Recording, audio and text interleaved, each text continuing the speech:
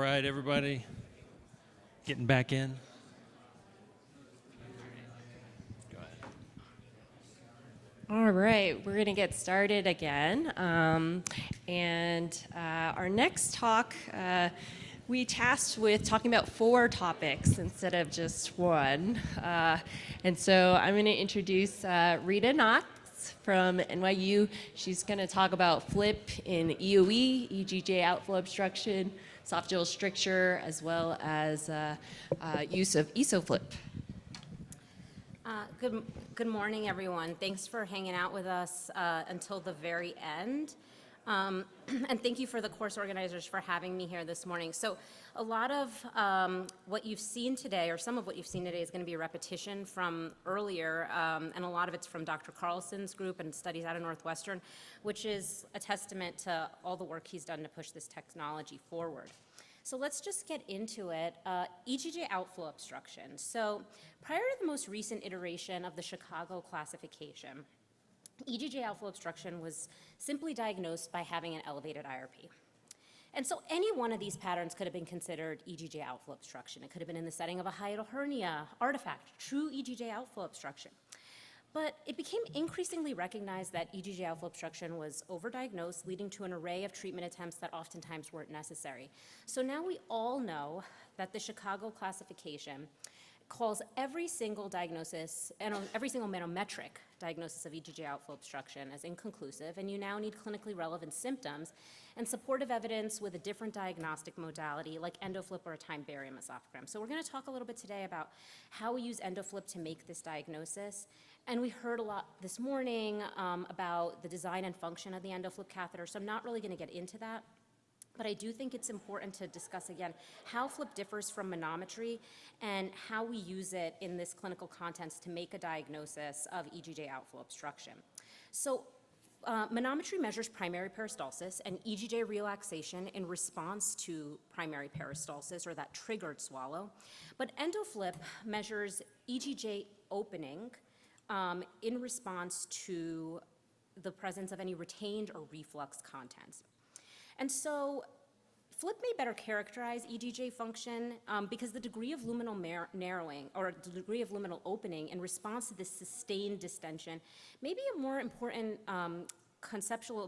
important determinant of bolus flow in this setting. And so I think you've seen this before this morning, but Dr. Carlson's group identified the appropriate distensibility indices and diameters that we're looking for in this group of patients with EGJ outflow obstruction. And in this group of patients who underwent both manometry and EndoFlip for a motor evaluation, 85% of patients with a conclusive diagnosis of EGJ outflow obstruction on Chicago classification had reduced EGJ opening, and that was defined by a distensibility index of under 2 or diameter of under 12. And almost all patients with normal EGJ opening on FLIP had normal EGJ relaxation on manometry. And so when we're really looking at this group of patients for EGJ outflow obstruction, we're looking at patients with reduced EGJ opening, a distensibility index of under 2 and a diameter of under 12. And there's also patients who don't fit this beautiful criteria, again, of the normal EGJ opening or reduced EGJ opening. And those are patients that fall within the gray zone, this borderline area, and they may benefit from some additional form of complementary testing to help you get to that diagnosis. And so, of course, as previously mentioned, there's analogs between FLIP and manometry, and especially for EGJ outflow obstruction, and particularly achalasia, what we're going to look for is this pattern of obstruction with a weak contractile response. And this could be patients who have an absent contractile response, so you're not really seeing much movement within the body of the esophagus, or impaired or disordered contractions. And so there's no distinct antegrade contractions like we could see all the way over on the left, but they may have some sporadic or chaotic movements throughout the body of the esophagus. And so in addition to EGJ barrier metrics, FLIP allows us to conduct a motility assessment. Again, you saw this earlier this morning, but in this study examining patients who underwent FLIP and manometry, there was a strong correlation between these two study types. We see that a vast majority of patients with a normal manometry had a normal FLIP, and having evidence of obstruction or reduced EGJ opening with a reduced contractile response was correlated with achalasia or EGJ outflow obstruction about 92% of the time. So abnormal motility can likely be reliably detected on FLIP in patients with a major motility disorder, and that seems to be the case, especially in patients with achalasia.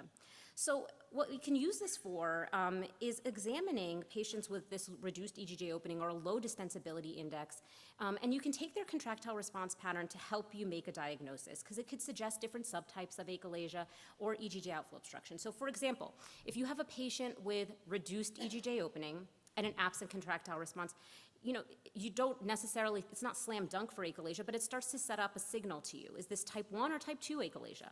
If you have reduced EGJ opening with repetitive retrograde contractions, maybe you're thinking that this patient has a spastic achalasia pattern. And you can use this information to help guide you to your next steps. And so this is an example of a patient who presented with dysphagia. And this FLIP was suggestive to me of obstructive physiology. We can see that in this case, there aren't distinct repetitive antegrade contractions or racks. But as we continue to distend the balloon, we're seeing that there's a low diameter at the level of the EGJ, there is a low distensibility index, and there's some disordered contractions throughout the body of the esophagus. And so when I see this, I'm thinking, does this patient have an achalasia type pattern, or does this patient have EGJ outflow obstruction? And so this is the patient's manometry. Here's an example of a supine swallows. We can see throughout that there is reduced EGJ opening with an elevated IRP throughout all of these swallows, and there's elevated intrabolus pressure throughout. And when I did provocative maneuvers on the manometry, there was again reduced EGJ opening and evidence of panesophageal pressurization throughout the body of the esophagus. So this really consolidated and solidified that this patient had an EGJ outflow obstruction pattern, and it really helped me to guide management. And so we know that FLIP can help us clarify a manometric diagnosis of EGJ outflow obstruction, but it can also help us to guide clinical management. Again, this was shown earlier this morning, but in this group of 139 patients who had an inconclusive diagnosis of EGJ outflow obstruction on manometry, they were further classified into a conclusive diagnosis of EGJ outflow obstruction if they had concordant FLIP findings, and this was the case in about half of the patients, and then about 20% of the patients were put in a bucket of normal EGJ opening. And what we can see here is that when we look at treatment response, among patients that were further classified as having normal EGJ opening, about 33% of patients had a good outcome if they were treated with achalasia type therapies. And about 90% of patients had a good outcome if they were treated with conservative management. So, these patients likely were benefiting more from conservative management because they likely had normal EGJ opening. And among patients who had a conclusive diagnosis of EGJ outflow obstruction, about 77% of patients had a good outcome if they were treated with achalasia type therapies, but none did well with conservative therapy. And so this can help you to guide your management choices as well. But ultimately, when we look at this classification in the setting of our clinical data to understand its clinical application, with regards to EGJ outflow obstruction on endoflip, I'm going to point us here to this box right here, obstruction with a weak contractile response. I think you guys all saw this again earlier this morning, so I'm repeating a lot, but repetition helps you learn. But if you have this pattern of obstruction with a weak contractile response, you're suspecting EGJ outflow obstruction, you're suspecting achalasia. And this is a patient you may want to obtain additional testing on. If you haven't done a manometry, you may want to obtain a time barium esophagram. Or if the picture doesn't fit, you may want to obtain a manometry at that point if there's some discordant endoscopic findings or time barium esophagram findings. But this can also help you to guide your management choices. And it also may be helpful, especially if a patient can't tolerate manometry. You may have, especially if the pretest probability is high, it may obviate the need for a manometry if the context is right. And so it can help you in that case as well. And so I'm going to shift gears a little bit to EOE. And when we talk about EOE, I think it's important to talk about some of the measures that have been studied and some of the things that you can use in your clinical practice. The first is the distensibility plateau. And that's the narrowest region of the esophageal body that ceases to distend when we fill the endoflip balloon.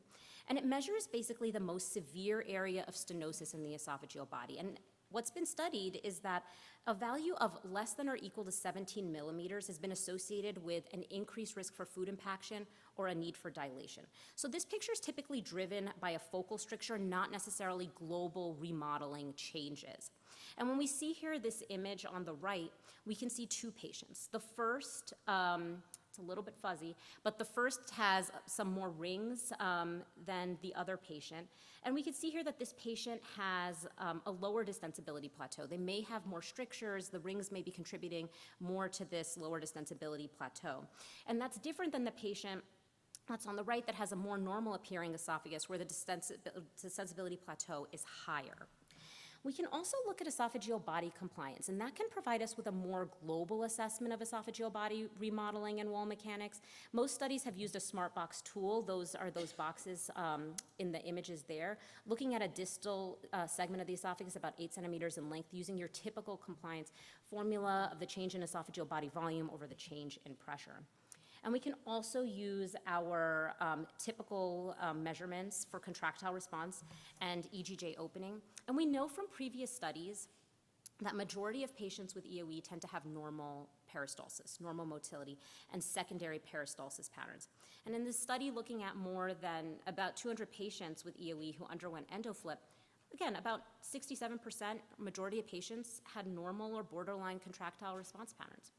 But patients with an abnormal contractile response tended to have lower distensibility plateaus, a lower distensibility index, and a lower maximum EGJ diameter. And this was associated with the presence of endoscopic evidence of rings. But an abnormal contractile response in EOE patients, actually, this tells us that a normal contractile response pattern in EOE patients may be related to fibrostenotic remodeling because these changes weren't necessarily seen in patients who had predominantly inflammatory features on endoscopy with EOE. And so this is an example of a patient who presented to us for a second opinion and had been on PPI for quite some time. Okay, well, this is the static image of a patient who presented to us with EOE for a second opinion and been on PPI for quite some time. And the notes indicated that he had some response with regards to his eosinophil count to therapy. But overall, what we could see here on the flip is that there's an abnormal contractile response pattern. We're not really seeing much movement throughout the body of the esophagus. There's lower diameters, a lower distensibility plateau. And basically, this indicates to us that some remodeling has taken place. And so FLIP can help us to understand disease progression. A longer duration of EOE and greater diagnostic delay were negatively correlated with a distensibility plateau, esophageal body compliance, diameter, and a distensibility index. And these changes were mitigated with histologic response to therapy. And symptom duration and diagnostic delay were also significant predictors of a distensibility plateau of less than or equal to 17. And remember, that's a distensibility plateau that's been associated with the need for dilation or a risk for food impaction. So this ultimately supports that EOE is a fibrostenotic and progressive disease, but maybe we can use EndoFlip to help us track disease progression in EOE. Maybe this is the kind of example where when you're bringing your patients back for endoscopy, you want to do an EndoFlip at each time point to kind of see where they are in their disease phase. And we can also use EndoFlip to phenotype our EOE patients. I think you again saw this earlier this morning. But among this group of patients, they were further stratified by their distensibility and their contractile response pattern. And we can see here towards the right, the patients with reduced distensibility or had a non-reactive fibrostenotic pattern or any spastic features had a decreased response to PPI. It was also associated with an increased risk of stricture and ring severity and an increased duration of disease. So maybe this can help you also target your therapies. If you're seeing a patient at this end of the spectrum, maybe this is not the patient you want to start on PPIs. Maybe you want to move to topical steroids or you want to start on a biologic. And this same group of patients were used to develop an EOE score based on physiomechanical function. They took metrics like compliance, contractile response, distensibility plateau, and maximum EGJ diameter to calculate this score, the C2D2 score.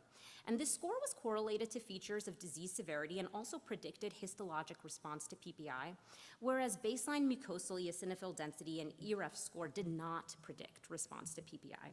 So I gave you a lot of information, especially about EOE, but I want to just sum it up and tell you how FLIP can help us in the management of EOE. I think FLIP can help us to stratify patients based on the extent of fibrostenotic remodeling. Reduced distensibility can alert us to a patient who's at increased risk for a food impaction and the requirement for therapeutic dilation. I think FLIP can also help us to assess who's better and who's a better responsive candidate to PPI therapy. If the patient has normal distensibility, maybe that's a patient you want to start on PPI therapy, where if they're at the other end of the spectrum with reduced distensibility and a non-reactive fibrostenotic pattern, maybe you don't want to start them on a PPI. Maybe you want to move on to a biologic or a topical steroid. And I think for me, FLIP has a role for patients who appear to be well treated, but may have ongoing symptoms. It makes me think, is remodeling driving the patient's symptoms rather than active inflammation? And so I'm going to transition a little bit to strictures, but we do see a lot of strictures in our EOE patients. This particular image represents two views. The first is the view of the proximal esophagus where the endoflip catheter is pulled up. And the second is the view of the distal esophagus that we typically use in our when you're doing an endoflip. And what we could see here that there's low distensibility, there's really not much of a contractile response pattern here, there's absent contractile response pattern, but you could see two distinct areas with a lower distensibility plateau, and this could signify to you that there may be strictures in this area. The distensibility plateau is 12 and 10. And then this image on the right is what you see after a 13.5 millimeter balloon dilation. So, you could potentially use endoflip not only to help you target the location of your dilation, but it could also help you to assess the balloon size or what your target should be. And so when we talk about using FLIP to assess esophageal strictures, we know that our current tools in dilation don't always accurately allow for us to know the actual effect of potential intervention on diameter. We can use fluoroscopy. A lot of us also use the comparative relationship between an area of narrowing and an endoscopic tool, whether that's the scope itself or a biopsy forcep. But FLIP can be useful to help us define stricture diameter and length without a need for fluoroscopy or a time barium esophagram. So in this particular very obvious example of a stricture, it's about 3 centimeters above the EGJ, but we can see here the concurrent endoflip image. And what we're able to gather from this is that the diameter of this stricture is about 5.5 millimeters, and the length of the stricture is about 2 centimeters. So again, it gives you an appropriate dilation target. It can help you assess what tool you need next. And ultimately, if we do encounter a flip pattern where it's not as obvious, or we see a pattern where there's obstruction with a normal contractile response pattern, especially if you're doing this on your index endoscopy, maybe you do suspect there's a subtle mechanical obstruction here. Maybe this is a patient that you want to take a look back, pull back your endoscope, take a really careful look, and look to see if there is a stricture here, or you may want to consider empiric dilation or further testing with a time barium esophagram. And we can also use ESOFLIP for dilation. So ESOFLIP essentially integrates the endoflip system into a balloon dilation catheter. It's different than your endoflip catheter. It's a rigid balloon that can perform dilation with volume-controlled filling. And the typical indications are for adult patients, LES dilations, or dilations for strictures due to surgery, due to reflux or radiation therapy. And there's 2 main sizes, but I think most people use the ES330, which is about 7 centimeters in length and can get you up to dilation about 30 millimeters. And the tip of the catheter here is comprised of a plastic cap that allows for a wire to be passed through and helps you position the catheter. There's no pressure sensor here, so it's a little bit more difficult to calculate distensibility, but you can attach an external pressure sensor. So I don't do ESOFLIP in my clinical practice, so I borrowed this video. But ultimately, you can assess appropriate positioning of the ESOFLIP catheter by identifying the waist, which you can get when you distend the balloon to 30 cc's, but it can also help you at that point to identify your target dilation. And you want to distend the balloon until you get to a diameter or a target diameter about 2 to 3 millimeters less than your target diameter. And then you keep doing it until you either achieve your target diameter or you achieve effacement of the waist.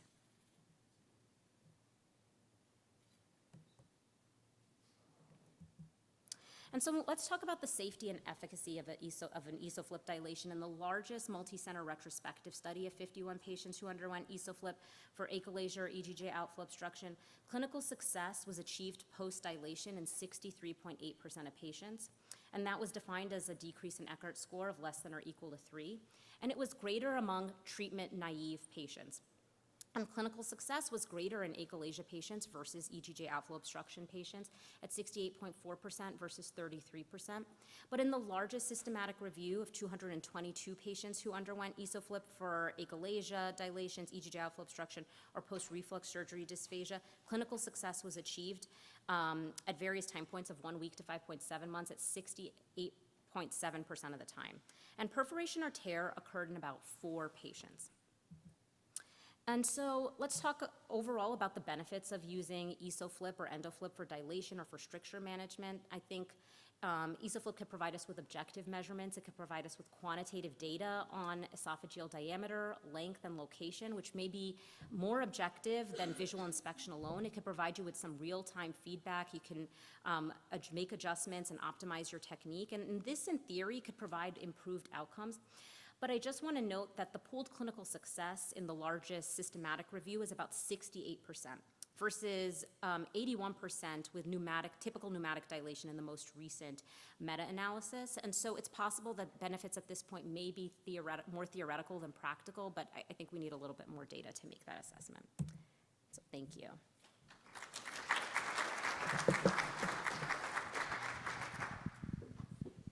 Thanks, Rita. We'll go ahead and get Mike Ujiki up now, who we've worked hard this week. I think you guys have probably seen a lot of. He's from North Shore in Chicago, and he's going to talk about how we use EndoFlip effectively in the operating room. Thank you, Ann and Jacob, for the opportunity. I'm actually pleasantly surprised that this many people left. I think it was the last talk of the whole meeting, right? Yeah, okay, good. So anyway, thank you. I think mostly this is going to be relevant for the proceduralists, but I think also for gastroenterologists as well. Just very quickly, I mean, this is John and Dusty's group. The key thing when we're talking about reflux is we're talking about the EGJ opening. That's the main thing. And you can see here that top line is a patient with bad reflux and a hiatal hernia. And then if you look at the 2 lines next to each other, those are normal patients and also patients that have had a fundoplication hiatal hernia repair. So that's what we want to get down to. We want to really pay attention to the diameter. And we really haven't been able to do that before. And because of that, and when I say we haven't been able to do that surgically before, we haven't been able to measure that reliably in the operating room. But now we can. And I think the consequences of us not being able to measure that, meaning basically very simply not making it too tight or too loose, again, John's group published, what kind of problems we've had with fundoplication, where we have dysphagia, we have gas bloat symptoms, and these are things I truly now believe can be prevented in the operating room. I used to just think that was part of a fundoplication. I've heard people say it forever. If you don't have dysphagia, you didn't have a good surgery. Like, you're going to have dysphagia. That's normal. It does not have to be normal. I'm very convinced of that.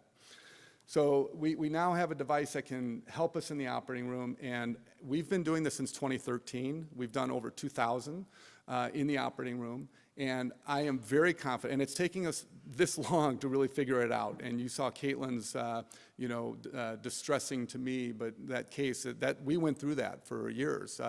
We collected numbers for years, didn't even care. We just collected them with the idea of let's get long-term outcomes and see what happens. We started to get an idea of what kind of range we should have back in about 2018, and then we still questioned some things, but I would say the last 2 or 3 years, I'm very confident about the range that we need to have. So this is the balloon we've all been talking about, and remember, diameter is what we care about when we're doing anti-reflux surgery, and we can measure that now.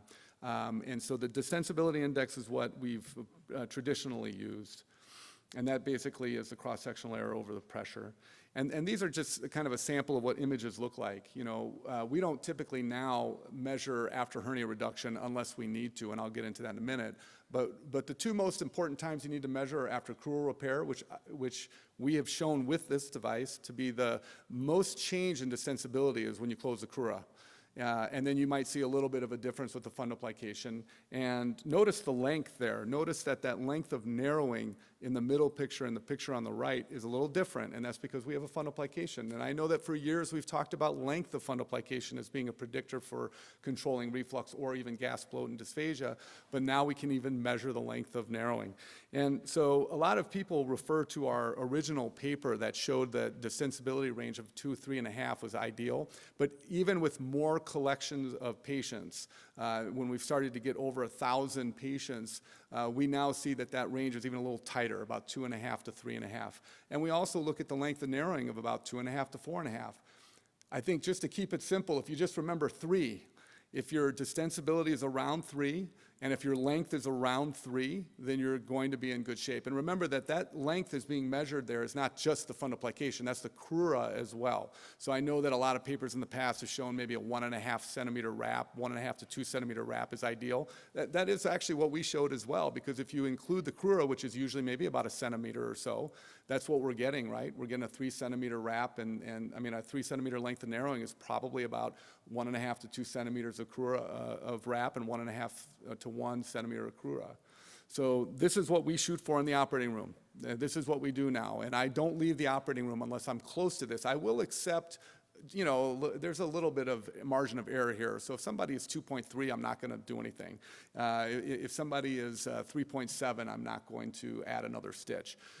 So, you know, just keeping in mind the margin of error, I'm somewhere around 2.5 to 3.5. But when I leave the operating room with 3, I'm very confident that I'm not going to have to dilate that patient, that patient, if they are going to have dysphagia, it's going to be mild and it's going to be very temporary. It's not going to be long-term.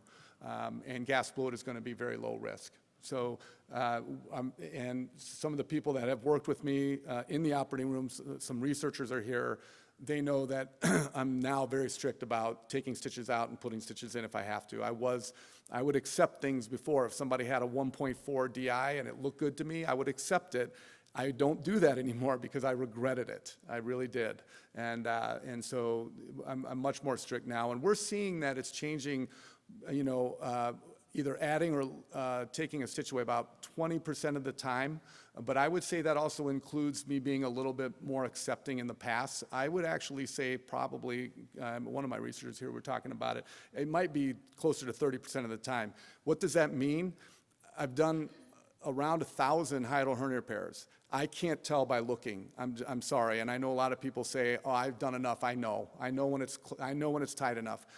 I didn't bring pictures here, but I wish I did, of things that looked perfect to me that weren't. They were too loose or too tight. And in the past, I used to ignore endoflip. I'd say, well, let's collect the numbers, but I don't believe it. That looks perfect to me. And now I will not do that, actually. I believe the numbers unless I feel like there's something wrong. I will check the balloon, as I mentioned earlier, but I really do believe that, you know, you can't tell by looking. And I think that's part of the problem. Especially anterior. You know, there's some peritoneum there that makes it look tight, but it's actually, if you feel it, that tissue is not real tissue. It's not really crura. And so you have to be very careful about, you know, the way it looks and being dependent on that. Now, the other thing that we have the ideal range, but we thought, well, traditionally I've always thought, well, somebody with IEM, for example, that I'm doing a hiatal hernia repair on, or somebody with poor motility, maybe 50% normal peristalsis, but 50% abnormal, I would say, well, that range probably doesn't apply to them. We probably need to be on the higher end. Maybe we need to be like, you know, 4.5. Well, we just learned this year that ideal range actually is no different whether you have dysmotility, IEM, or completely normal motility. You need to be in that around 3. And actually, it makes sense. You just heard Zach Callahan say that if we get to around 3, a poem is going to be successful, or a lapeller. So actually, that number 3 makes a lot of sense. Whether you're closing the LES or whether you're opening it, you want to be around 3. If you're too high, you're going to get reflux. If you're too low, you're going to have dysphagia, gas bloat, higher risk. Now, I have some people tell me, we've been doing this for a year, and we leave the OR with a distensibility of 1, 1.5, and our patients are doing fine. And I say bullshit. I say either you're doing it under insufflation, which, as we just saw with Caitlin's case, if you're doing it under insufflation, yeah, 1.5 is probably normal, because we know that insufflation decreases the distensibility by like 0.5 to 1. Either that or you're not following your patients closely. because we just heard from Dusty and everyone else today, a DI less than 2 is not normal. Maybe 5% of the normal population has a DI less than 2, 5%. So there's always somebody that is living out there with a DI less than 2. And once in a while, we do see that patient actually who has no dysphagia, has a normal esophagram, and we come to the OR, we measure their DI, and it's like 1.3. But they don't have any clinical, symptoms of achalasia or EGJOO. I'm not going to do a myotomy on that patient, and that patient is a little tough because we can't really use our ideal range. They're living below it already. So that's a rare. That happens very rarely, and if it does, I try to leave their desensibility around where they came in on. I don't try to make it tighter. I don't leave with it being 0.8. 0.8 is bad achalasia. We know that. We do endoflip for people with achalasia. It's 0.6, 0.7, 0.8. Well, I'm not going to leave the OR with that. But that's rare. Most people live above 2. And so we don't want to be below that when we leave the operating room, or you're just putting yourself at risk. And you can see here that if we left the OR in a patient with dysmotility, any kind of abnormal motility, they had worse GERD HRQL, which probably wasn't necessarily GERD, it was stasis.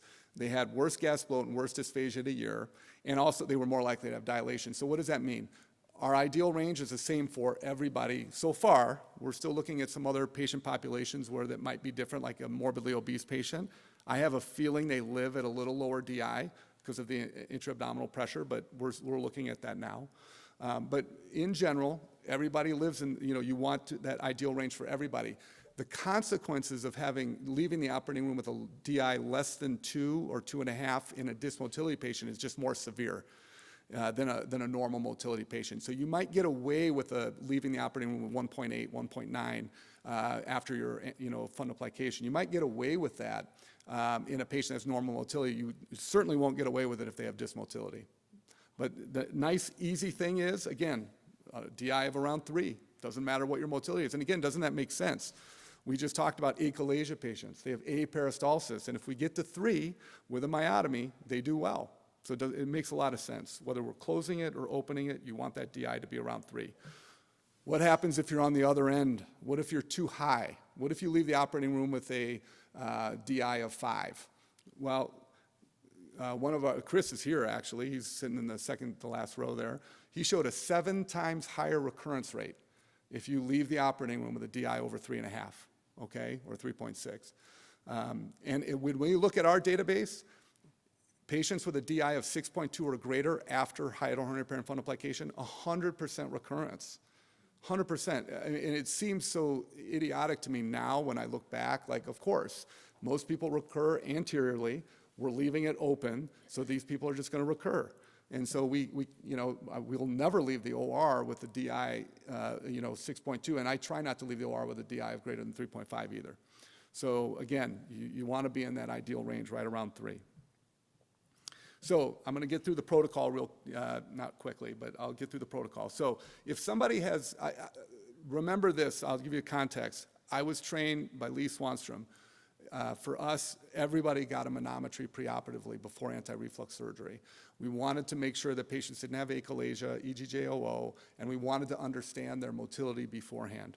And so we got manometry on everyone that we could. Of course, there were people that came in emergently, urgently, we couldn't do it for some reason, or they couldn't tolerate it, but this is before endoflip, but we always got manometry. I will tell you that I rarely get manometry pre-op now.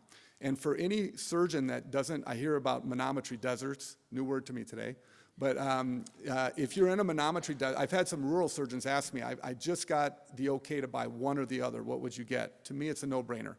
I would get endoflip and not manometry. If you have to send somebody 30 miles for manometry, fine, you'll have to do it very infrequently because endoflip will give you all the information you need.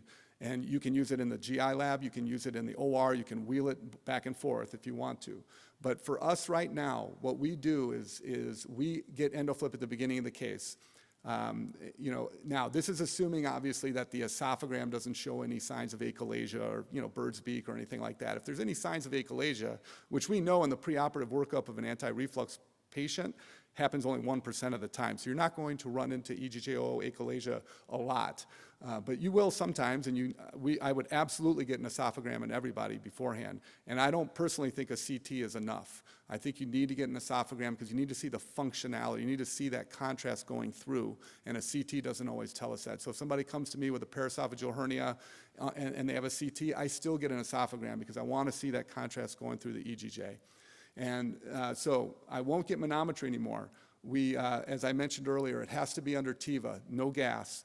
We put a 16-centimeter catheter down. And this is very important, and I feel bad that I left it out of my slides that are coming up.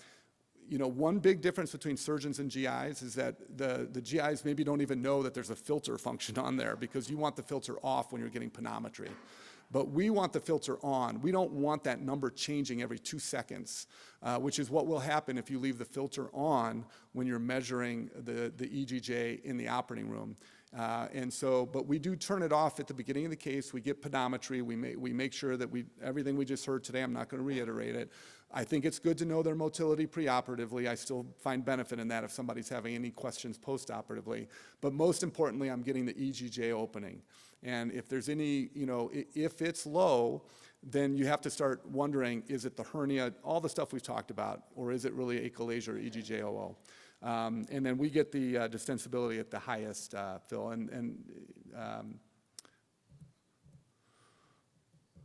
Okay, so I'm not going to go through this. We've done this. And again, motility does not change your management because I just told you that whether you have absent contractions or normal contractions, that ideal range doesn't matter. So really, you're just getting the motility so you have it before you've touched that patient, okay? So if the DI is less than 2, okay, so you're at the beginning of the case, you haven't even prepped yet, anesthesia's on TIVA for the first 10 minutes, you've gotten this, and the DI, lo and behold, is less than 2. Does that patient have EGJOO, achalasia, and I'm about to do a hiatal hernia on them? What do? Do I have to do a myotomy? First of all, know the clinical picture. If the patient has been complaining of dysphagia, and if the esophagram questioned esophageal flow, then keep that in mind. But also, it's likely the hernia, so we will recheck after hernia reduction, okay? We'll blow it up again after hernia reduction. Almost always it's not EGJOO, and it was just the hernia, and so we get a normal DI at that time. I would also make sure that the catheter is in the correct place, which you can do surgically very easily. I mean, you can see the balloon in the right place. You can squeeze it if you're not sure. And just make sure that the balloon is not in the stomach kinked, because if it's kinked, that could be what you're reading. That could be the DI that you're reading if it's kinked. The other thing is, this is a picture from 2 weeks ago where it did not make sense to us until we realized that one of the sensors was broken on the catheter, and so the DI was being read at that. It's always going to read the tightest or the lowest diameter, and that's what it was reading. So we got a number that didn't make sense. We questioned it. And then lo and behold, we looked very closely at the catheter is broken. So double check the catheter. The other thing that's not infrequent is that the catheter can have a hole in it. It can be a microscopic little pinhole. And if the number doesn't make sense, have the nurse anesthetist or whoever placed it for you, pull that catheter out, squeeze it, and make sure there's not a little micro puncture in it. And unfortunately, recently we've seen a few, but I think we're working with Medtronic to fix that. And I think they already have, because we haven't seen one now in a while. But a couple months ago, we had a little rash of these. And it scares me a little bit, because here we are, writing about and teaching people about this ideal range. And the problem when you have a hole in the balloon is it'll oftentimes read lower. The DI will be low. And so I could see people like, Caitlin taking stitches out, and that's the wrong thing to do. It's the balloon is malfunctioning. So again, if you don't trust the number, check the balloon. Make sure the sensors are working, and then make sure there's no hole. And then, the other thing we talked about is also correlate everything clinically as well. Okay, so now if preoperative manometry and or flip has been obtained, so you already know their motility status and you know their EGJ status, we actually just use an 8-centimeter catheter, the shorter catheter. I actually prefer it. It takes a little bit less time to kind of, settle. It takes less time to fill, which in the operating room, a minute seems like an hour. I mean, when you're waiting for that thing to fill, it takes a long time. And again, we just check it twice. We check it after crural repair. Why do I check it twice? I check it because, again, most of what we do is during the crural repair, and if it's going to be too tight, I want to take the stitch out before I've done the fundoplication, because obviously taking a fundoplication down is a pain in the rear. But again, we'll check it at the crural repair. We're shooting for that ideal range. Sutures are added or removed based on the readings. And I've been surprised both ways. I've had people that look perfect and it was way too loose. I have people that look perfect and it was too tight. And I used to ignore it, like Caitlin. I said, no, I'm right, the endoflip is wrong. I'm just telling you, if the endoflip is working correctly, it's right and you're wrong. You just have to make sure the balloon is working. And then again, all of the ideal ranges that we talk about are without insufflation. And so again, I think some of the people that come to me and say, we're getting lower readings than you, I think it's because you're measuring it with insufflation, and that's okay. But in our original consensus paper that we published in Surgical Endoscopy a few years ago, we decided as a group, there were about 3,000, this one is 3,000, but we've got another consensus paper coming out soon that's going to be even better because we've learned more since the last one. Be patient, it should come out in the next 6 months. It will be coming out in Foregut, which is the journal for this meeting, or for this society. And we have more experts. Dusty's going to be an author on there as well. But the bottom line is, during that consensus, we agreed we should do this without insufflation because we want our numbers to match the GI doctors, who are not measuring with insufflation. And we didn't want to have two groups of numbers that we had to remember. And that was the reasoning for it. But I think that if you just remember that 0.5 to 1 is the difference there, then you can shoot for a range that's a little lower if you want to keep your insufflation going. We already talked about this, so Caitlin asked about, when we first were doing these, by the way, we were measuring everything. We were measuring twitches, because we thought maybe paralysis made a difference. We would literally move the patient, Trendelenburg, we'd flatten them, we'd get readings in both. We would do with and without insufflation. And that's actually all that data is published actually in that original paper in Surgical Endoscopy. But what we found is that actually Trendelenburg or reverse Trendelenburg doesn't matter because CSA and pressure both increase with reverse Trendelenburg so that the sensibility doesn't change really. So it's the DI will not change depending on position. So again, I mentioned this before, the biggest change is if you look at that arrow, that's crural closure. So we were measuring at the beginning, we'd measure it again at hernia reduction, sure enough, you see the DI go up. And then after we close the crural, you see it go down. And then after fundoplication, we don't usually see a change. As a matter of fact, we even saw it go up a little bit. That's probably a bougie effect. Most of these cases were Nissens with a bougie. And so I think that's why the DI went up a little bit after fundoplication. We're doing toupees now. We don't use a bougie, and so we actually don't see the DI. We don't want it to change too much. We shoot for that ideal range of crural closure only. So any energy other than bipolar is going to damage the catheter. Now, as Caitlin said, and actually that's something I learned today, is that you can unplug it, and I guess that will protect it. So if you want to leave it down there, you can, but you just have to unplug it so that there's no current while you're applying current. So when we do a Heller myotomy, I think it's a wonderful thing. We leave the balloon inflated. We have to keep it only at 20, so that's not overly distending the esophagus. But I leave the balloon on, and I use bipolar scissors. And I can literally cut and look, and I can see when I'm done.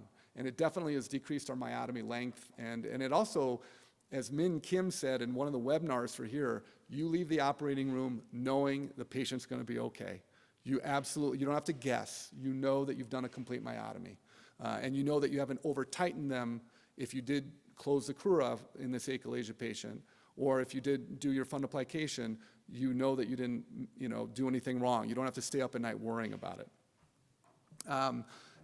So that energy piece, we would take it out actually, but now I'm going to unplug it. It can be used as a bougie. We tried that for a year. We stopped for two reasons. Number one is that I don't think it's as good as a bougie. It's soft, it's a pliable balloon, and a rigid bougie is not. So we saw, even though we did write a paper on this, and even though we didn't show a big difference, if you look at the numbers, we just probably weren't powered enough to show a difference that there would have been. And so I don't use it for that reason, number one. Number two is it's very easy to put a stitch through the balloon and you pop it, and then we were going through 2-3 balloons in a case, and it's just not worth it. So I wouldn't use it as a bougie personally. I just use it for lap Hellers. I think that's the best time to leave it up and in. And then just from a billing standpoint, I had our billers pull our numbers because I've heard people say that you're not getting reimbursed for it. Well, I don't know if there's something different in Chicago, but 93% of the patients I got reimbursed for. The average was $70. So it's not like a big deal, but I'm not doing anything for the money. But you do get reimbursed. I asked her to go back and look at what the hospital reimbursement is, and I'm sure that if I'm getting reimbursed, definitely the hospital's getting reimbursed, and I'm sure that they get reimbursed quite well. So if you're getting any pushback from the hospital, I would look into that. Now, I know it's different state to state, but at least in our state, the hospital's getting reimbursed, and you will get reimbursed for it. You just have to document your numbers. If you don't document the numbers, like the DI, and I document everything. I document the fill, I document the length of the catheter, I document the D-min, the pressure, the CSA, the DI, and the compliance. I document the note. And one of the billers told me that there were a few where we keep a database on every patient. And so there were times like, I don't need to document this in my note, we've got the numbers in our database. But then the billers told me, if you don't document the numbers, that's a main reason why you won't get reimbursed. So you have to document the numbers. It's kind of like intraoperative ultrasound where you have to like document the pictures, or you have to keep, I don't do it, but apparently you have to take pictures with the intraoperative ultrasound and include that in your bill. And then lastly, this is the last slide. So that distensibility, interestingly, persists. So this is just a paper showing that like when we got a distensibility or endoflip again in the GI lab about 18 months post-op, we look to see, does the sensibility change? Does it get less, more? And basically it persists. The only one that changed was the LINX, magnetic sphincter augmentation. We saw the DI actually go down. And that's probably that, inflammatory effect causing kind of, some stricture around the esophagus, if you will, that capsule that we all know is around the LINX. But that was the only one. The fundoplications, we see it persist. So that's helpful for the GI doctors as well. If you're seeing a patient who's had a fundoplication in post-op, at least within the first 2 years, it should be, that range is where it should be, 2.5 to 3.5. And if it's lower than that, then they probably will benefit from a dilation, if they're complaining of dysphagia, gas bloater, or any of those things. But if it's higher than that, nothing really you can do about it, but they are a little higher risk for recurrence. So I'm happy to take any questions. Thank you all. I truly believe in this device. I would actually go out on a limb and say maybe in 5 years or so, it will be considered standard of care for anti-reflux surgery, because there's no question, and you can ask, my researchers are here, I've got a couple past fellows that are here who have looked through this data, who've published on this data. It is very consistent. It is real. And I think if you want to avoid the complications of anti-reflux surgery, you need to use it. And we're getting everything out as fast as we can, data-wise. We'll get the protocols out. It just took us a while to figure them out, but we know them now. But thank you.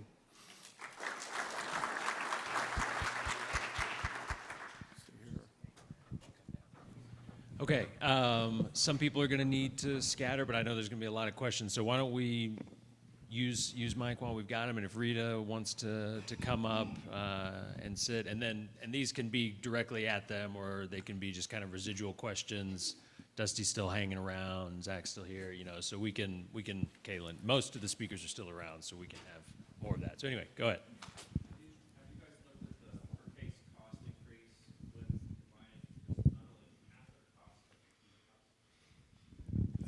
Good question. We have not.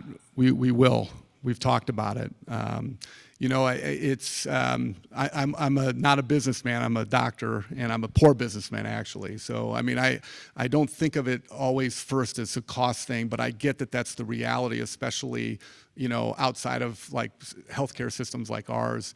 But we need to look at that. I think, but what we would be looking at, what we've talked about looking at is, of course, the cost in the operating room, but also what's the cost of having to deal with dilations, frequent phone calls, more clinic visits because of gas bloat that we all know can persist for a long time. How do we measure the medication use for somebody that has gas bloat? There are certain things we're not going to be able to measure from a cost standpoint that I truly think make a difference. So we may show that, it does increase the cost of the operation, and it may be hard for us to show the savings that we have by having better outcomes. That's the only thing I would say.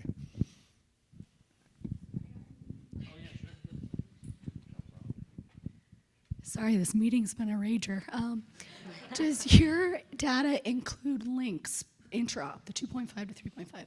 No, we have some papers that you can look at where we included our links data, but links is a little different animal, and it's a little bit harder to explain because it's lower. We tend to leave the OR in that achalasia range, and it was always a mystery to me why they did okay. But I would also say those of us who do links know that they do have more dysphagia than a toupee fundoplication. I mean, my nurse practitioner hates it when I put in links, to be quite honest, because she feels like she has to deal with a lot more complaints than a toupee. And so that might be one reason. I mean, it is lower. The other thing is we don't put in a links in anybody that has abnormal peristalsis. So as in our paper where we looked at the poor peristalsis patients, there were patients in the normal motility group under our range that did okay, but they had normal motility. But it was the patients that had poor motility that if you get under that range, they do really poorly. So I think some people can live with a little bit of a tighter thing, and they might just have a little bit more, I don't know, patience or the tolerance of it. But it is lower for links. And I don't know how much it matters. I mean, like, what are you going to do? I mean, we still do. We'll use EndoFlip to tell us whether or not to do 2 or 3 pops. So if somebody has like a high so after we complete our mediastinal dissection, before we repair the hernia, before we put crural stitches in, we'll measure the LES. And if the LES is very high, if it's like 5, 6, 7, 12, then I will do 2 pops. And this is completely non-database, by the way. But we'll do 2 on that. If like Caitlin's patient, when she remeasured it after reducing the hernia, her patient had a DI of 2.5. That's normal. Should we even do a fundoplication in that patient? I mean, we've had this argument for decades or centuries about whether or not we should do a fundoplication. And I would just say that all those arguments are moot to me because now we have a device that actually gives us information on the LES that we didn't have back then. So I do believe that we need to do a fundoplication in most people, but there are some people out there that have a big hernia but have a normal LES, and maybe we don't need to tighten that anymore. So I want to back here.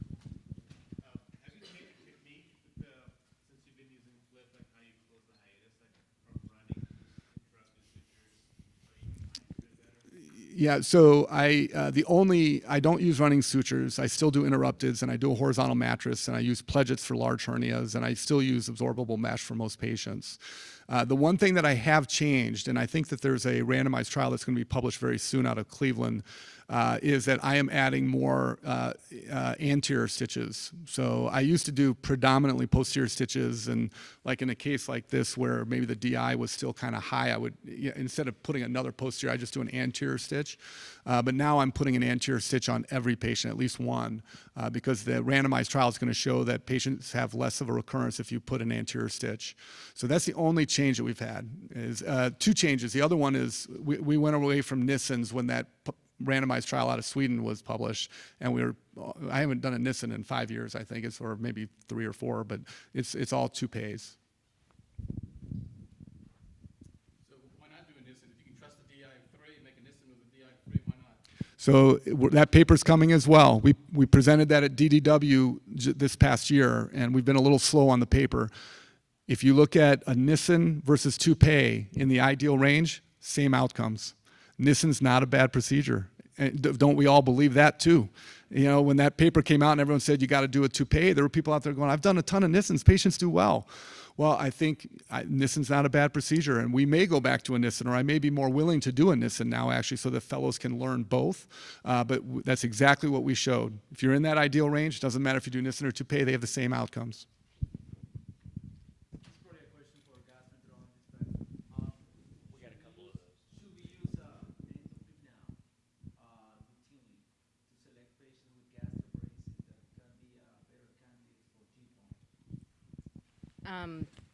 So there is some data on this.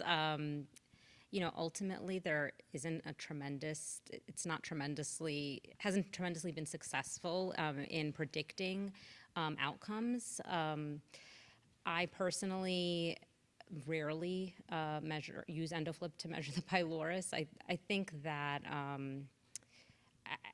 I don't think it's been terribly predictive of a therapeutic response in my experience and the minimal data that's there.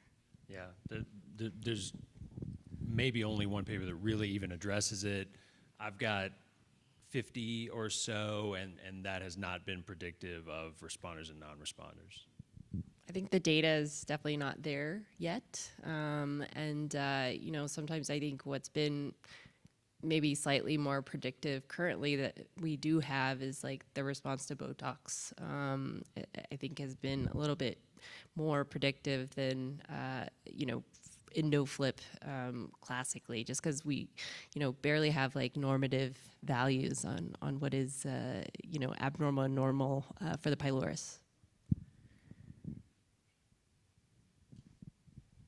Any experience with using EndoFlip in patients with sleeve gastrectomy with reflux? And what do those numbers look like? Can we predominantly look at curve closure, maybe not links, or not revision to root? So we actually got a grant to look at it for sleeves. And the one thing about EndoFlip that I don't think anyone talked about today on the GI side is that EndoFlip is a very poor predictor for GERD. It's not good at diagnosing GERD, I guess I should say, unless the DI is super high, like 12. So we looked at using EndoFlip actually during sleeve, before and like in the operating room during a sleeve, to see if we could predict if that patient's going to have reflux, and it's just not great. Now, I know that Lena Kaitan is looking at using the balloon to kind of make sure that we are doing our sleeves correctly, so that we're not making the incisura too tight, for example. But I don't know how that's going to play out exactly. But it's just not great, unfortunately. I think at diagnosing GERD, so it's not going to be great in those situations. What are you doing in the setting of stricture? Say you've got a mild to moderate. I have a lot of peptic strictures. I'm doing the fundo for that reason. It's going to give you sort of a fixed low DI typically. Do you just then have to kind of bail on your target numbers and do it the old way? Well, so since we converted over to toupee fundoplications, we actually looked at our data and published this recently, where we looked at the use of, you know, there's clear randomized data. Not clear, I guess I should say, but there is randomized data out there to say that we should use a bougie for Nissens, but there is zero data on toupees. Zero. We could not find anything. So we looked at our own experience where we used some toupees and some not. I actually think the two guys that were affected the most are back there. Zach hated doing a toupee with a bougie in there, and when we started taking it out his last month of fellowship, he said, "This is not going to be fair." And so Chris then got to do all these toupees without a bougie, and we didn't see a difference, actually. We didn't see that bougie made a difference. But now, again, we have this also that we're kind of making sure that whether you use a bougie or not, again, you're looking in that range. But that's the one scenario where I'll put a bougie down. If somebody has a stricture and it hasn't been treated preoperatively, which I would always try to do first, then I will put a bougie down. So, before, like even with the crural closure, I don't usually put the bougie in before then. I actually do the crural closure without a bougie. And so you have to interpret that number a little bit differently. But then I'll put a 60 French if I can. If it's not a tiny little 85-year-old woman, I'll put a 60 French bougie down and do the toupee over that. And it kind of treats the stricture, because it's in there for as long as it takes our fellows to do a fundoplication, like 2 hours. No, I'm just kidding. Yeah, so they're getting a nice dilation. And then we'll measure it after that. And oftentimes you'll see the DIs kind of normalize after the bougie. I would assume you could still at least use your length of narrowing if you were trying to kind of teach a fundoplication target, even if your DI was a little wobbly. Your LON should be. Well, but I think the DI is going to tell you, and it's going to fit clinically. If you have a stricture and you don't treat it, and you leave the OR with a DI of 1.2 because of the stricture, they're going to have dysphagia. Yeah, so I think you have to treat the stricture, and I would just do a savory or I would just do a bougie during the case for that patient. I will say, in preparing for this talk and looking at the EndoFlip data for strictures, there's almost nothing out there. So that is a robust area for research.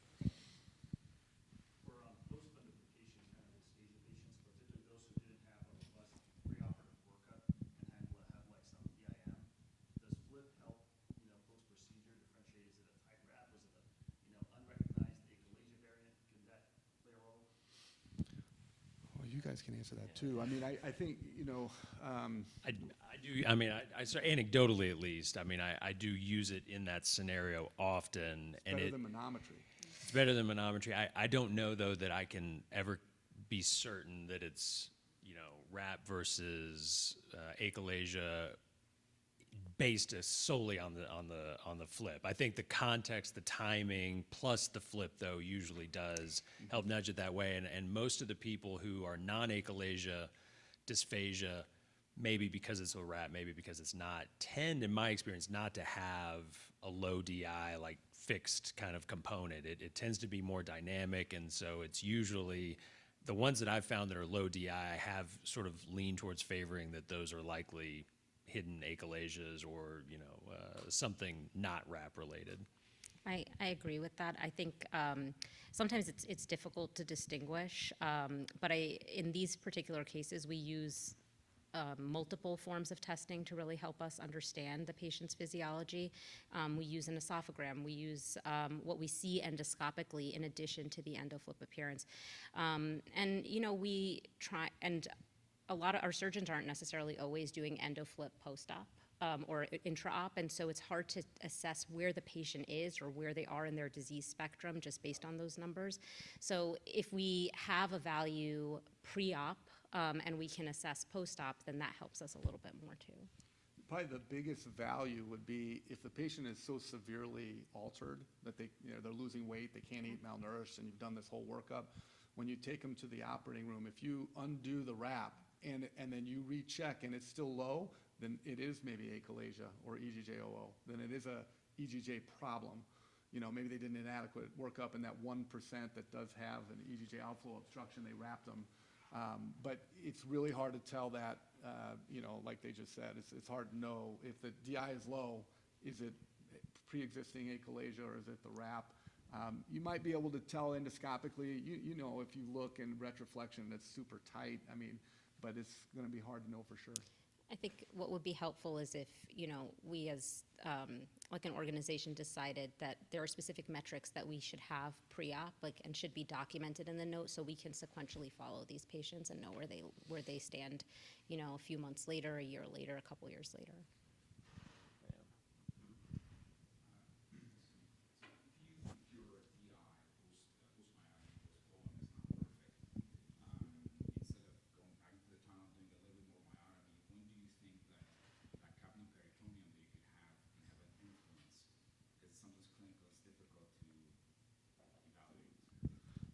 So just to clarify, so you're talking Heller, laparoscopic, you're talking POEM there, okay.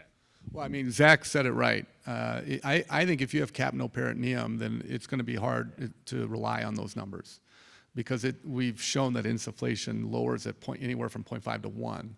And that's a big difference in an achalasia patient. That's the difference between 3 and 2 or 2.5 and 1.5. 1.5 is a tough one. I don't know if I would, you feel a little nervous leaving the operating room after a POEM with the DI of only 1.5. I try to get it above 2. But I think if you have capnoperitoneum, you got to get rid of it. And that's easy to do. I don't even use a varus. I just use an angiocath in the belly button. And I would not measure it with capnoperitoneum. Mike, it's important to point out that your data is talking about insufflated pressure that is measured by machine. During POEM, this is unregulated capnoperitoneum. Right. It could be much. You could have 20 or something. It could be very high. Yeah, it's an excellent point. For this post-bone kind of still DI is low, can you comment on the carotid, particularly if it's been described, but if endoscopically you see that bend on the left side, and previously you go in and the LES does not look like achalasia, it's the bend. Then you cut the LES, the DI doesn't get better. Yeah, we've done carottomies before, but I would say it's very rare to need to do that. And I would say most of the carottomies we did were not on purpose. We got lost. Same. But I would say that the most common reason that I've noticed when our DI has not gotten to where we want it to get to is that we split the muscle layer. So we did a partial myotomy. And it's easy to do. It's easier than you think. Sometimes you inject and you actually push the muscle apart and you're cutting half the circular muscle and you're leaving half. And we've had to bring some patients back, actually. I think these two actually know of one patient who should have gotten better, but he didn't, and we couldn't figure it out. And we did this whole workup. We gave him time. I think it was two years later, and finally took him back. And sure enough, there was muscle we left behind. How could that have happened? I think we split the muscle because we did it during the the second operation, we did it again. And it was actually the fellow, not even me, that realized that I was missing this muscle on the left. So I actually think the numbers don't lie, but you have to make sure that, again, you have to look for other factors, make sure the balloon is working, make sure all those, if you really feel like you did a good myotomy, and then you come back and you look and it's open, then check the catheter. Maybe the catheter is not functioning. I am talking about poem. Yeah, yeah. I think one thing, if you're talking Heller, that often will help is sometimes if you cut the muscle in a Heller and you're not getting the numbers that you want, oftentimes then spreading that muscle away and spreading it off and widening that myotomy does increase the numbers. I've seen that.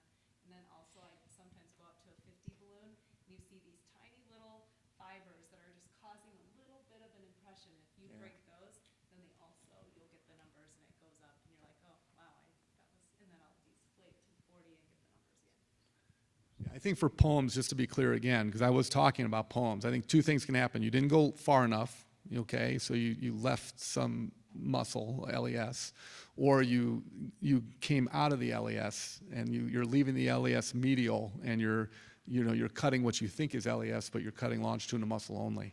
Those are the two reasons why I see the DI not change, because I'm always a little bit surprised when I've done what I thought was a complete myotomy and the number hasn't really changed. It's still under 1. It wasn't a complete myotomy. The distal, yes, exactly. Yeah, and that's why I think you have to be careful when you're injecting during a poem that you don't inject in the muscle, because you can actually just dissect that muscle. And then all of a sudden now you're just looking at part of that muscle, or maybe you're just looking at longitudinal muscle. And when you get to the LES, that circular longitudinal layer gets very confusing. It's not always exactly circular and longitudinal. It gets diagonal. And then you're like, what is that, Can someone talk, like as a surgeon who uses EndoFlip, the attractiveness of using it in the pre-op setting is very clear. But can you guys talk about how you could make EndoFlip attractive to my general endoscopists who are doing maybe, you're seeing a patient up front first, for a GERD workup, and it's an opportunity it's missed there where they could do flip panometry, they could do Bravo, things like that. When this does take time, when they're just trying to get through their 30, screening colos and EGDs for the day. Is there a way I can have that conversation? So I think it's probably institutional dependent and dependent on the amount of time you have per endoscopy and your turnover rate.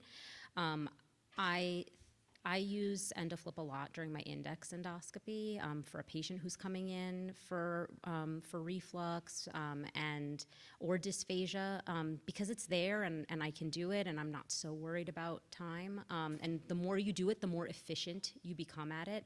And so it also kind of alleviates the need, if you have a normal EndoFlip, by putting a patient through a manometry, because it is a lot of these patients can't get through it. So I think that's one of the biggest utilities for it, is being able to kind of do everything all in one. You give a patient a diagnosis. Patients love that. You come in one day, you get a diagnosis, and you have a plan for them. Versus, let's just do several steps. You have GERD, okay, maybe I think you need surgery now. Let's go do a manometry. Oh, you can't tolerate a manometry. Maybe we got to take you back. Maybe then we have to do an EndoFlip. So I think that the most attractive aspect of it is being able to complete an evaluation in one day. And then again, you become more efficient the more you do with any procedure. I would add, I agree with Rita. I do a lot of EndoFlip as well, and it does add some extra time. But I think certainly the EndoFlip, the latest version is a little faster than it was. But there is a huge appeal of diagnostic and therapeutic in one setting. The fact that you can, diagnose LES obstruction. You can, or if it's not obstruction, you can dilate right then and there, and really tell the patient, like, this is what we found. We actually did something for you during the procedure. I think for GERD workups, one of the things we always talk about is doing manometry, right, to rule out a motility disorder. Well, almost everybody who has GERD symptoms gets an EGD, right? And so if you can rule it out or at least have a pretest probability of it. You know, if they have a low a low DI, you know, you're probably going to get a manometry next, and you know, maybe not do anti-reflux surgery. So I think it's certainly efficient in the sense that cost. If you think about, you know, the cost of the patient coming back, the cost of, you know, doing motility when you don't maybe necessarily need it. Yeah, and I use it in that context. I've tried in the past to get the gastroenterologist to kind of, you know, everybody who comes in, but dysphagia and regurgitation are so common in the reflux presentation, and maybe half the time they're getting sent to me because it's achalasia, maybe half the time they're showing up because it's GERD, but it's always dysphagia and regurgitation, and they're in there. And so it is, if you've got, you know, the 2.0 or the 300 where you can do look at some motility, look at the panometry, it really is. I tell the patients who get to me first that it's going to be one stop and I'm going to know what the next plan is, and maybe we're going to do the intervention. But, you know, you're going to look, rule out the stricture, find the big hiatal hernia, nothing there. Okay, we're going to do the panometry. We've got some contractility. Okay, achalasia's probably out. EGJ open or not open. Okay, good. Now we're going to do the Bravo, and now by the time you come back, we've got a whole plan ready. It's super useful to expedite that for people who are coming a ways, who don't want to undergo multiple procedures, who've been sent to you with no workup. It's really expeditious. And your staff becomes more efficient the more they do. I think, you know, sometimes, especially with the 2.0, like waiting for that balloon and the pre-check could be very long, and people get and the staff gets frustrated with it, and you get frustrated too. But everybody becomes a little bit, the more you do, everybody's more comfortable, the more efficient. The expectation is there that you're going to do it. So. I think, you know, that Caitlin's case should not be underrated. Yeah. So what does a surgeon do? You have a patient with a paraesophageal or even a small hiatal hernia that's, you know, needs surgery, and they get pre-op manometry, and it says EGJOO.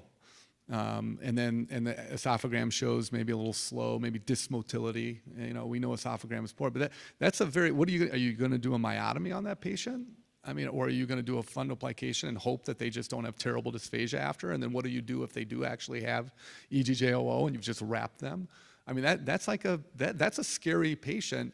Almost always it's going to be the hernia causing that, but like, what if you're wrong? Some people do have EGJOO or achalasia. So I think having EndoFlip now has taken that completely out of the equation, because you just reduce the hernia and you check it and you know. So I think that. Can you walk through that a little more? So let's say you do get in there and your DI is low. After reduction.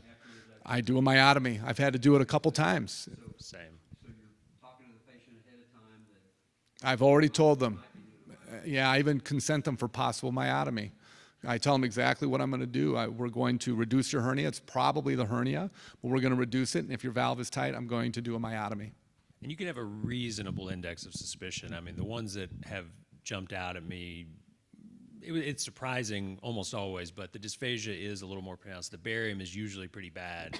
The issue is that you probably couldn't get manometry or didn't have it, and the symptom complex is a little gnarly. But I've for sure found a couple. It's also like in the emerging case or the case on call. You're in a center where you're taking call on these, you know, big incarcerated type 4s. They don't have any motility assessments. Always dropping a 16 centimeter, looking at their contractility, doing a post-reduction DI on them. And if it's high, I have to help or somebody for that. And there, Low. You mean low? Low. You mean low. Low post-reduction. You said high, yeah. Sorry, yep. And so, I mean, I've called patients' family members, like before I start, just be like, hey, this is what I found, this is what I recommend. Yes, you can't, you know, plan for absolutely every contingency on your consent conversation, but it's a really invaluable tool for that.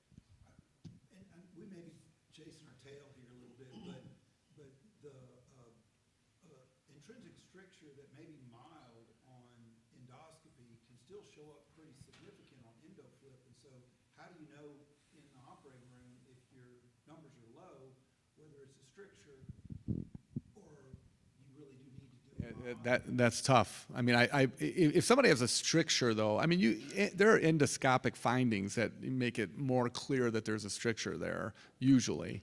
And so, Sense of the probe, I mean, I've seen the same thing you do. You're doing a myotomy, a hair, yeah, it is. Yeah, which is great, yeah. No, I mean, I would say if there's any question about a stricture, I think now that we have endoscopic options, I mean, I think that the submucosal endoscopy has been a revolutionary thing because back in the past, we needed to know because we didn't want to come back. And we needed to know, should we do a myotomy or not? Should we do a pyloroplasty or not? I don't want to ever come back. But now we can come back endoscopically if we have to. And so, if I'm questioning if somebody has GERD stricture, I'm not doing a myotomy on that patient. Absolutely not. Yeah, I mean, yeah. You're going to get some mucosal disruption. Yeah, generally achalasia or EGGOO, if you put a dilator down, you don't see any mucosal changes. But with a stricture, you do see some changes there. That's what I mean when I say endoscopically, you can usually differentiate the two. But if I couldn't for some reason, I know I could always come back and do a poem if I had to. When you're dropping pressure in the belly to equalize, is it down to 5 or 0? I go to 0. Yeah, I just go to 0 because what are they in the GI lab? I mean, they are what they are. And I want those numbers to be equivocal if I can. And when you hit inflate, if you at the same time just open the valves, it's always zeroed out by the time the balloon's inflated. So you really don't lose time on that step. Do you have to reposition your Nathanson? I haven't been doing it that much. No, the liver retractor doesn't matter. No, we checked liver retraction, we checked paralysis, those things do not matter. And then we checked Trendelenburg, reverse Trendelenburg, and there were changes, but it's not in distensibility. So it doesn't matter how you position them, it doesn't matter if they're paralyzed or not. The gas matters for panometry only. But the liver retractor doesn't matter. I mean, I guess there could be somewhere maybe they have a huge left lateral lobe or something like that, but my guess is that that's only going to change at 0.1 or 2. But when you desufflate, do you find that often that you have to then, when you re-insufflate? Oh, I see. Yeah, sometimes, not always, sometimes. I think that, we've heard enough, especially with the robotics increasing, enough about people wanting to keep it insufflated that I think that this paper, we're trying to include some numbers in there that we know. But our focus has been in the desufflated abdomen, so I can't tell you how accurate it is. But it does look like, again, anywhere from 0.5 to 1 difference. So like your patient, you were probably right. 1.4 insufflated was probably going to be over 2 and was going to be okay.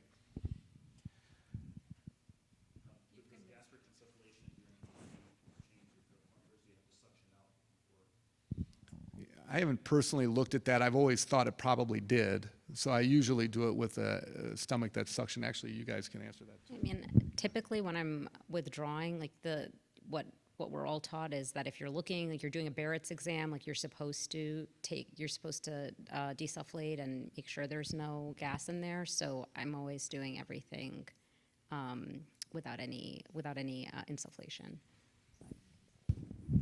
Yeah, same. So usually I do my endoscopy first, structural things, and then I'll desufflate the stomach and then place the endoflip catheter then. So it's a pretty desufflated stomach by then. I worry in poems. I've always worried that, like, if I go in and I'm looking and it looks great and I leave the stomach insufflated and then measure that I might falsely be increasing the DI. So I always desufflate the stomach when I'm putting that endoflip catheter down at the end of a poem.